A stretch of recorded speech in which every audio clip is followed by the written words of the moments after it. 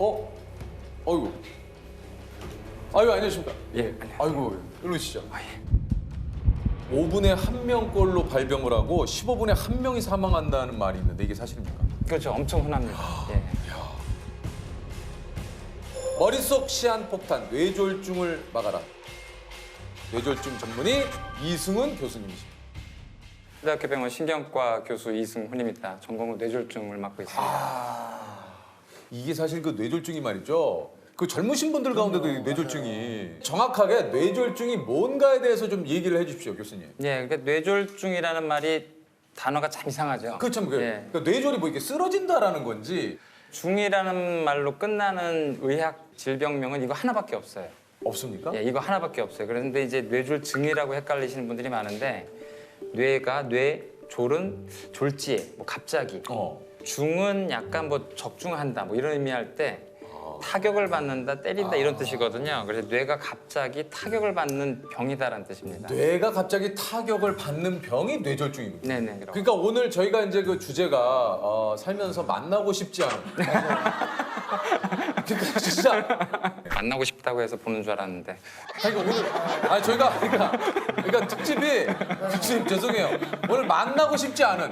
교수님은 사실은 이게 진짜 계셔야 되는 분이고 이게 그러니까 뇌경색, 뇌출혈 이게 다 뇌졸중에 포함이 되는 겁니까? 예, 그래서 뇌졸중을 두 가지로 나눌 수가 있고요. 혈관이 갑자기 막혀서 뇌의 일부분이 죽는 바람에 생기는 걸 뇌경색, 혈관이 갑자기 터져서 생기는 걸 뇌출혈, 둘을 합쳐서 뇌졸중이라고 하고요. 두 가지만 있습니다. 이게 저 드라마 속에서나 이렇게 가끔 뒷목을 잡으시는 게 이게 좀 약간 아니 이것들이 정말 여보 괜찮아? 이까짓 게 뭔데? 누가 이까져? 어머 왜 이래?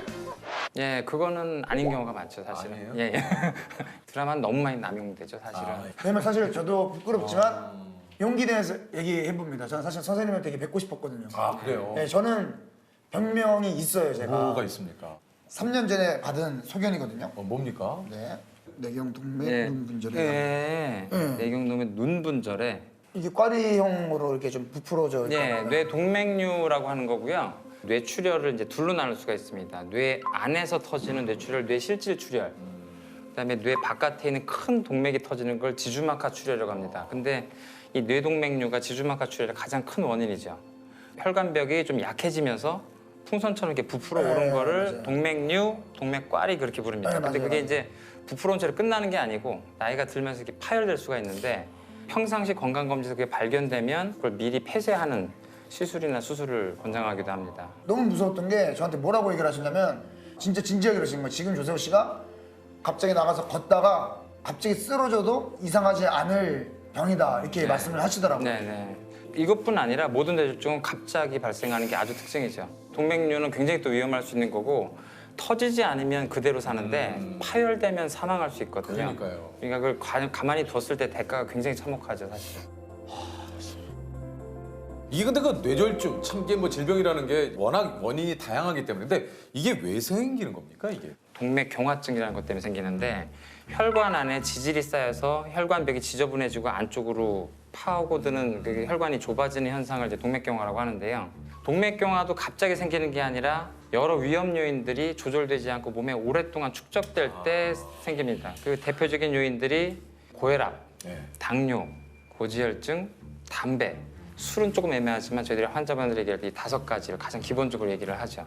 고혈압이나 당뇨, 고지혈증이 잘 조절되지 않은 채로 5년, 10년, 길게 20년까지 가게 되면 몸 혈관 전체가 이제 동맥경화들이 진행되게 되는데 그 중에서 뇌동맥이 심해서 갑자기 그 혈관이 막히거나 한 일이 생길 때 그때 뇌경색이 오는 거죠. 그러니까 네네. 음식 관련 그리고 건강 관리 이게 네. 굉장히 좀 중요하다는 얘기군요.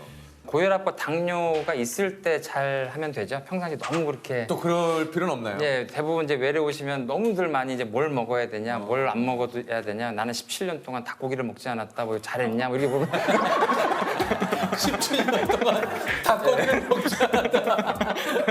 그 진짜 예, 나 잘하고 있는 거냐? 네. 예. 칭찬받는 나 치킨 안 먹고 있는데 그렇게까지 막 극단적으로 네. 그럴 필요는 없고. 네, 오늘 당장 드시라고 그랬죠.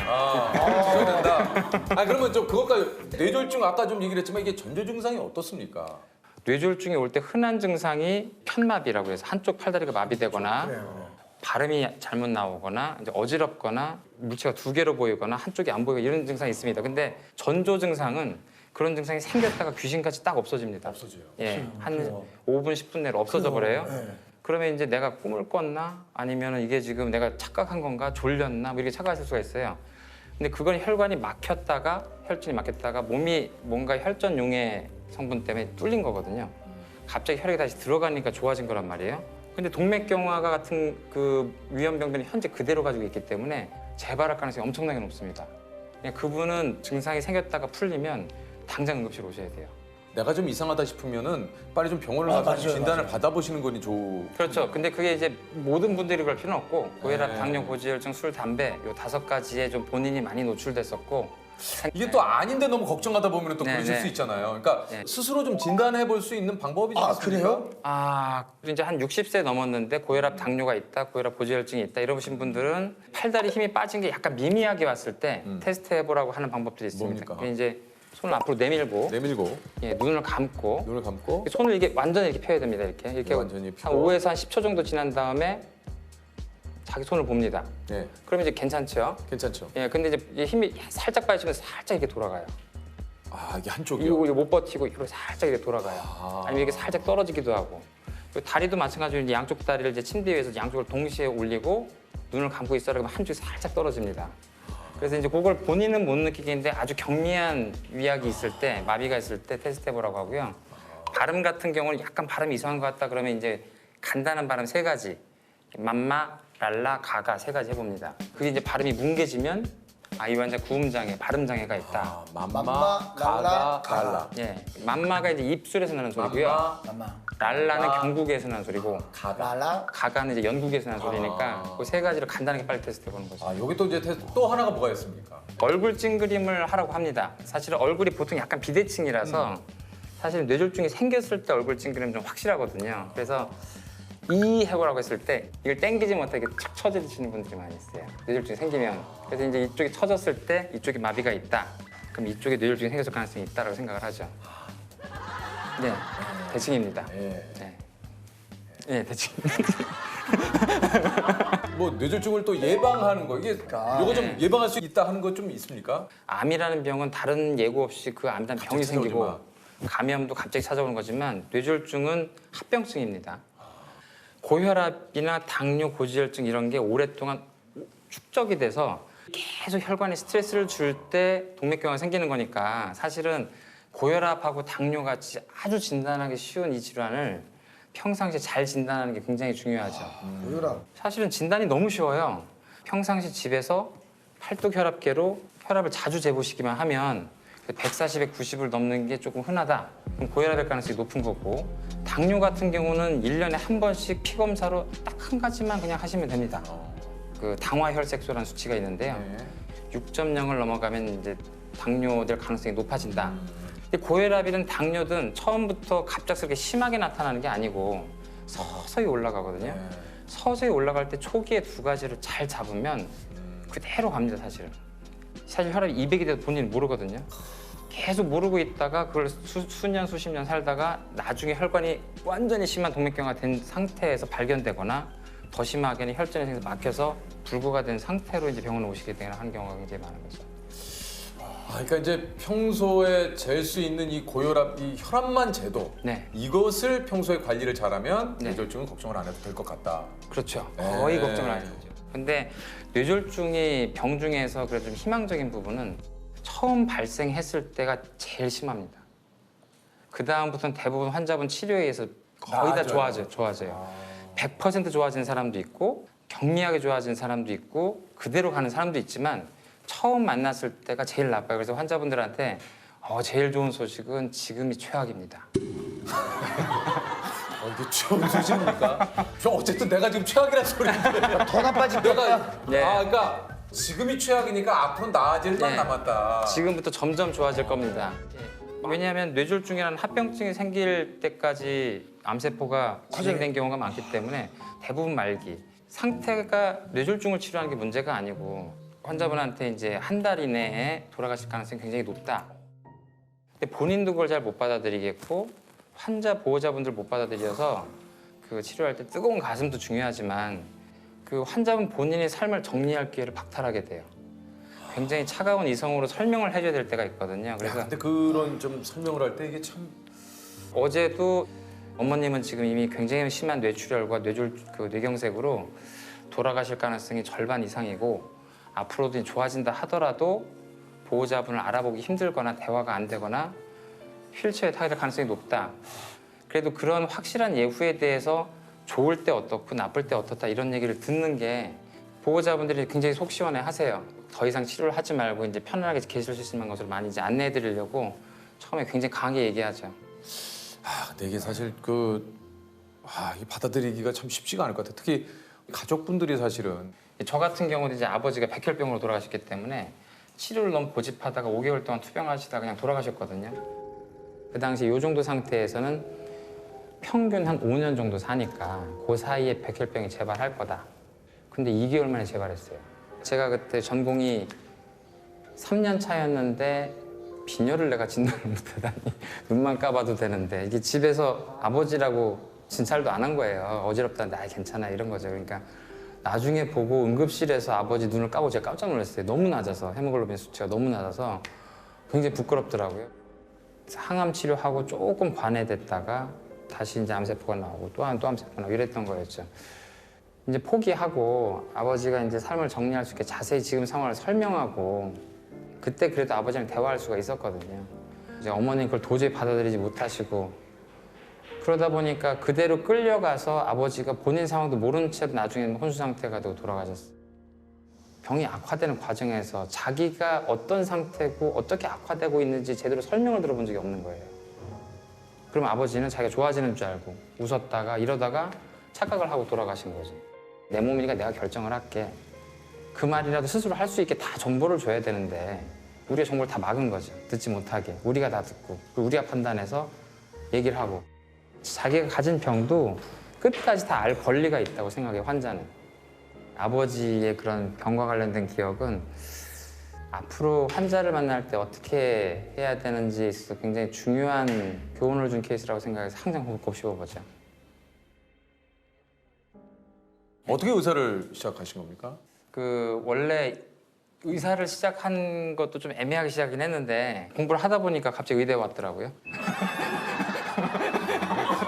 그러니까 공부 잘했으니까 오신 거잖아요. 공부를 얼마나 해야 갑니까 여기 의대를. 지금까지 되게 예. 이미지 좋았거든요. 네. 갑자기 마지막에 약간 교수님 좀 흥분했어요. 교수님 손으로 오늘 확 밀었죠 지금. 저 정말 뭐 사실은 공부 잘하셨고. 의대를 가겠다는 결심으로 오게 된 건 아니었고 그냥 집안의 기대 때문에 나도 모르게 이제 그렇게 들어온 다음에 환자를 보는데 힘들어요. 굉장히. 한 3시간 정도 외래를 보는 동안 환자를 한 60명에서 한 70명 정도 봐야 됩니다. 3분을 채 못 써요. 그러니까 이제 굉장히 높은 수준의 지식을 전달하고 환자들한테 앞으로 삶에 대해서 얘기하고 싶은데 그러기 힘드니까 알게 된 지식이나 아니면 알게 된 물질이나 이런 것들을 좀 소개하고 싶습니다. 그래서 사실은 알게 된 지식에 대해서 논문을 많이 쓰고 최근에 좀 교과서도 쓰고 특히 뇌출혈, 지주막하 출혈 환자들 이제 사망하지 않게 만드는 그런 신약을 이제 2012년부터 연구한 게 있어서 그거를 지금 신약으로 꺼내기 위해서 굉장히 노력 중입니다. 그래서 사실은 개인적으로 생각하는 좌우명이 있는데 스티브 잡스가 돌아가시기 전에 이제 항상 했던 얘기 중에 굉장히 유명한 말이 이 대우주에 네가 흔적이라도 남기지 않으려면 여기 뭐하러 태어났냐라는 말이 있고 그리고 무하마드 알리 같은 경우는 수많은 명언을 남겼지만 네 꿈이 만약에 너를 두렵게 하지 않는다면 그 꿈은 충분히 크지 않은 것이다 라는 말이 있습니다. 그래서 저희가 그 무하마드 알리의 명언은 나비처럼 날아서 벌처럼 살아. 나비처럼 날아서 벌처럼 살아. 근데 무하마드 알리가 그런 얘기도 했습니까? 뭐라고 그랬다고요? 무하마드 이 알리가? 꿈이 크다. 네 꿈이 널 두렵게 하지 않는다면 그 꿈은 충분히 크지 않은 것이다. 크지 않은 것이다. 그러니까 제가 가진 꿈은 지식을 알려주고 약을 소개하고 싶은데 그 사이에 굉장히 많은 허들이 있고 직원들도 점점 많아지고 이런 상황에서 두려운 게 굉장히 많아집니다. 근데 이제 무하마드 알리가 했던 그런 말 그리고 그 스티브 잡스가 했던 말 네가 여기서 그냥 이대로 똑같이 다른 의사들과 같은 일을 할 거라면 뭐하러 태어났냐라고 저한테 채찍질하는 것 같아서 그래서 지금 남은 인생 동안에 새로운 신약을 가지고 새로운 치료의 기회를 주고 싶은 게 제 꿈입니다. 근데 이제 좀 이런 그 선생님의 나름의 그 사명감을 가지고 이렇게 신약을 개발하는데 저는 역시 속물인가 봐요. 신약 바이오주구나. 신약. 이건 어떤 또 바이오주지. 저는 또 다른 것보다 빨리 선생님 번호를 알고 싶다는 생각이 전화해서 밤에 선생님 나 어지러운데 괜찮아요? 이런 걸 물어봐도 괜찮을까? 근데 정말로 좀 얘기하셨듯이 이게 좀 신약이라는 게 빨리 좀 개발이 돼가지고 이게 좀 많은 환자분들께 근데 저는 이제 궁금한 게 신약이 막 이게 나오기까지 선생님 뭐 무식한 질문일 수도 있지만 왜 이렇게 오래 걸리는 건가요? 이게 여러 가지 뭐 1상, 2상이 있고 네. 3상이 있고 그러니까 뭐 그러니까 약을 처음에 만들면 동물에서 효과가 있다는 걸 이제 효능 시험을 보고요. 그렇죠. 그 다음에 독성과 이 양리학 상태를 보는 걸 반드시 통과를 해야 돼요. 그래야만 규제기관한테 그 서류를 낼 수가 있거든요. 그 과정에 들어가는 돈이 10억에서 한 20억 원 정도가 필요합니다. 그러니까 약을 개발했어도 투자를 받지 못하면은 서류를 낼 수가 없어요. 그래서 이제 FDA나 우리나라 식약처나 그 서류를 내면 그 다음부터 일상을 시작을 합니다. 이제 일상이에요? 그 다음 일상. 여태까지 계속 동물만 했습니다. 아니 그 동물이 아니고 그렇게 하는데 한 몇십억이 드는 거예요? 예, 20억이 기본 20억은 들죠. 그래서 일상을 할 때 또 한 20억, 30억 들고 그다음에 2상을 하고 3상이 이제 마지막으로 환자한테 효과를 보는 거거든요.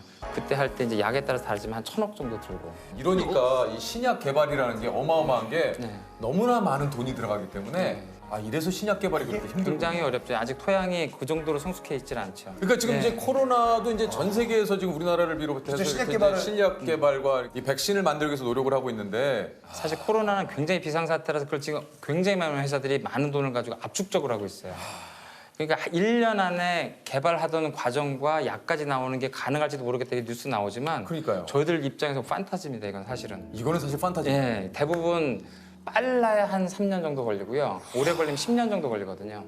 개인적으로는 저는 얼마 전까지만 해도 내년까지도 힘들 거다라고 생각을 하고 있었는데 지금 굉장히 많은 회사들의 진도가 꽤 나간 걸로 봐서 내년에 풀리지 않을까 기대하고 있습니다. 참 진짜 이거 이거 얘기를 듣다 보니까 이게 약 하나 개발하는 게 그 엄청난 시간과 노력을 기울인 그 결과물이군요. 예. 취미는 뭐가 있으세요?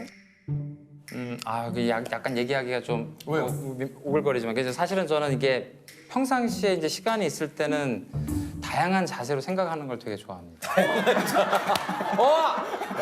야 정말 역대 수없이 많은 저희가 또 수제분들도 만나고 네. 수많은 의사 선생님을 만났지만 상상도 못 해본 취미야. 다양한 자세 잠을 자는 것도 아니고. 계속 걸어 다니면서 생각한다든지 갑자기 지하철 안에서 생각한다든지 아니면 앉은 자세로 생각한다든지 그냥 음악을 틀어놓고 생각한다든지 그러니까 예. 오로지 선생님의 그 하나 생각은 지금 이 신약을 어떻게 만들어낼 것인가 여기에 예, 지금 그런 것과 지금 쓰고 있는 논문의 가치와 그 논문을 어떻게 하면 잘 쓰고 어떻게 인정받을 것인가 뭐 그런 쪽으로 많이 제 생각이 됐어요. 그러니까 이게 아까 얘기했잖아요. 꿈의 크기가 네가 뭐라 그랬더라? 아까 알리가 뭐 나비처럼 알리가- 날아서 벌처럼 자, 그거 할 거 아니면은 얘기도 하지 말아라. 네가 어? 꿈을 꿀 거면 벌처럼 날아라. 아니에요? 야, 진짜 저 몰랐어요. 뭐 벌처럼 해서 나비로 날아라 뭐 그런 얘기예요. 날아서 날아서 쏴라. 한턱 쏘든 뭘 쏴라. 뭘 쏴? 뭘 한턱 쏴? 쏴라 있네. 쏴라 있어. 뭐 이런 거 아니겠습니까? 나를 만나지 않으려면 지금 당장 이것을 해라 하는 게 나를 만나지 네. 않으려면 지금 당장 이걸 내라. 뭡니까? 1번은 담배를 끊어라. 끊어라. 시작도 하지 말고 피고 있으면 당장 끊어라. 정말. 피지 마라. 저도 끊었지만 백해무익입니다. 백해무익이고 진짜 시작하지 않는 게 제일 좋아요. 네. 네, 담배는 진짜. 두 번째는 고혈압이나 당뇨에 대한 두려움을 떨쳐라. 고혈압을 태어나는 사람은 거의 없어요. 당뇨를 태어나는 사람은 거의 없고 나이가 들면서 걸리게 되는 건데 두려워해서 진단을 회피하고 먹어야 될 약을 안 먹는 게 훨씬 더 병을 크게 만드는 그러니까 1년에 한 번 정도 검사를 하고 초기일 때 빨리 잡으면 그 병이 동맥경화를 안 일으키고 뇌졸중도 안 일으키게 됩니다. 저 하나만 물어봐도 됩니까? 네네. 진짜 많은 분들이 좀 궁금해할 수도 있는데 선생님은 평소에 뭘 챙겨 드세요? 이거 중요하네. 네. 네. 선생님이 챙겨 드시는 게 뭘까? 교수님이 뭘 좀 챙겨 드시는 게 좀 있냐? 예, 저는 일단 고혈압이 있어요. 제가 어머니 쪽을 닮았는데 그 모계 쪽이 굉장히 심한 심근경색 굉장히 많습니다. 그래서 저는 어릴 때부터 이제 체중 굉장히 찔 수 있고 혈압과 당뇨, 고지혈증 이거는 반드시 생기겠구나라고 이렇게 하고 있어서 한 대여섯 가지를 이제 챙겨 먹는데요. 아침에 일어나면 혈압약과 고지혈증약을 반드시 먹습니다. 그게 제일 저를 챙기는 거죠. 아침에 일어나자마자 그거 예, 그것부터 챙깁니다. 스스로 제가 진단한 병은 한 20개쯤 됩니다, 몸에. 내 스스로. 예, 20개쯤 되는데 그중에 약을 꼭 먹어야 되겠다고 생각한 게 한 이제 4-5가지 정도 있는 거죠. 대학교 끝나고 과를 정할 때 손을 많이 좀 떨고 있었어요. 수전증이 좀 있었는데 그래서 이 떠는 것 때문에 아 나는 외과를 못 하겠구나 하고서 이 증상 때문에 외과 전체를 포기했었거든요. 정말 뭐 내가 괜히 가서 그쪽에 폐를 끼치면 안 되지라고 생각을 했는데 나중에 신경과에서 약 하나 먹으니까 없어지더라고요. 평생 없어요. 그래서 그 사람한테 필요한 약을 피하는 것 때문에 나빠지시는 분들 굉장히 많이 봤거든요. 저 같은 경우는 차라리 그 전에 약을 먹었으면 외과도 굉장히 긍정적으로 생각하지 않았을까. 선택에 대한 그런 것들을 단순히 요거 때문에 했다는 게 굉장히 좀 바보 같기도 하고 그랬죠. 그래서 약을 필요한 약을 잘 챙기는 게 굉장히 중요하다고 생각하고 있습니다. 오늘 저 진짜 교수님하고 또 얘기를 나눠보니까 좋은 얘기 참 많이 해주셨어요. 네, 예, 너무 알리가 뭐라 그랬죠? 예? 알리가. 네 자신을 알라. 지금 네 자신을 알라고? 아닙니다. 유키스. 오케이. 오케이. 오케이. 이것은 원래 퇴역 군인이나 고참병을 뜻하는 불어로 나이가 들었다라는 뜻의 라틴어 베테라누스에서 파생된 말입니다. 실제로 프랑스 체육계에서는요 35세 이상의 선수를 가리켜 이것이라 칭하기도 하는데요. 오늘날 어떤 분야에 오랫동안 종사해 노련한 사람을 뜻하는 이것은 무엇일까요? 베테랑. 베테랑. 베테랑. 정답입니다. 오! 야 이게 베테랑이구나. 이게 프랑스어네요. 몰랐어요. 자, 축하드립니다. 축하드립니다. 아이고.